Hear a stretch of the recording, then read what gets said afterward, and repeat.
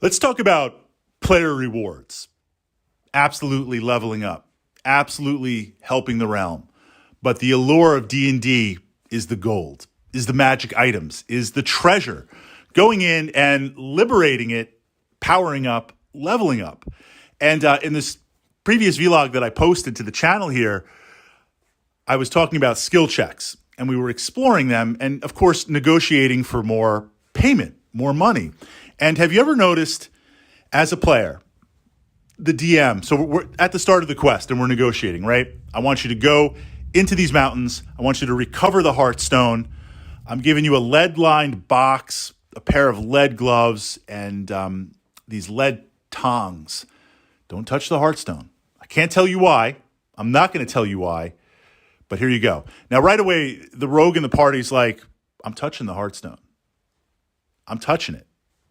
It's happening because obviously the king doesn't want me to touch it for some reason because it's going to give me godlike power to use against them, and the king wants it for itself.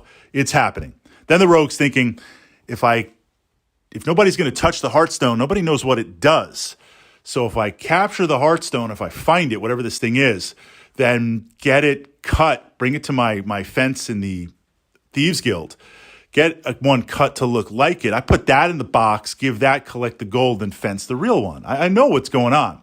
But we're negotiating, right? The king is going to give you 1,000 gold pieces if you recover this. And you might try to negotiate up and down. You might try to get an advance or get some gear. But then don't you notice that the DM is always like, and you are free to keep whatever treasure you want along the way. You're like, I was keeping that anyway. Like, that was never to negotiate. I'm keeping absolutely everything.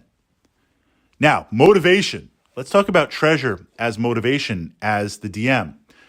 I try to do like a multi-tier treasure award, but I have to be aware of the economy. I have to be aware of gold inflation. If I flood the players with gold, and it could be gold that's found, it could be stuff like gems and magic items that they will convert to gold, or magic items have a gold piece value because if you're a fighter and you're going to use that +2 longsword, if I allow you to find that on the quest, or I give that to you as a quest reward, or you take it from a monster, that's something that now you don't have to spend gold to purchase because you were thinking about upgrading your sword anyway. So now you don't have that. I need to be mindful of that because if I flood you with so much gold, then what's going to happen is a few levels down, you're going to have so much stuff, it's going to tip that power rating. It's going to tip that level.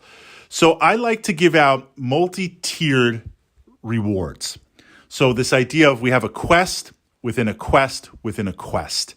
And if you want to work for it, you'll get all that gold. But there's a little bit of internal balance. By working a little bit more for it, you're going to have to expend some consumables, some wands, some scrolls, some potions, some resources.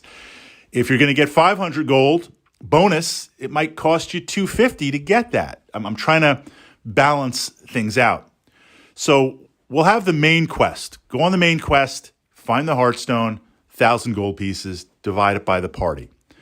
A secondary quest might be, and often what I'll have to do is in the moment, if it's a adventure that's pre-written, I'll have to kind of just in the moment make some notes and kind of utilize it from that perspective. But what I'll do there is write in, okay, you're going into the mountains, be on the lookout for this item, right? Maybe a priest from the Temple of Helm will come forward and say, an acolyte was lost there long ago. Some bandits stole something. If you find this object, if you look for it, if you explore it, we would appreciate its recovery and give you 200 gold pieces.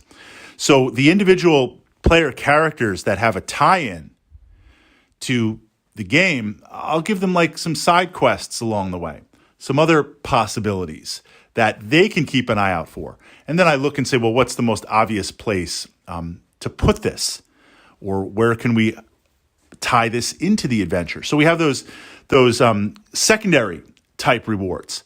And then a third type of reward might be some treasure or things that has value somewhere, but the players don't know exactly where yet.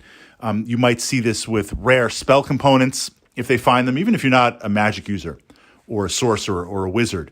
Certain things, like this has value, or we'll put in like some rare books or some rare items that have a gold piece value, but you're going to have to sell them. You're going to have to find a buyer for them. There's going to be some role-playing aspects to it. It's not just like take the gold and the jewelry, bring it to the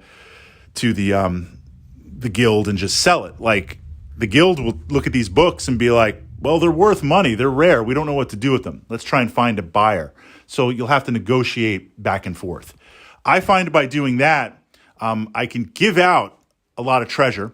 I can encourage my players to aggressively go after that treasure. But again, there's also some expenditure along the way in terms of potions, scrolls, wands, maybe paying off informants and gathering information, maybe purchasing additional gear or even hirelings, that it's not all just pure 100% profit. I can give that out, I can encourage it, but I can still sort of, maybe, most of the time, keep that economy going.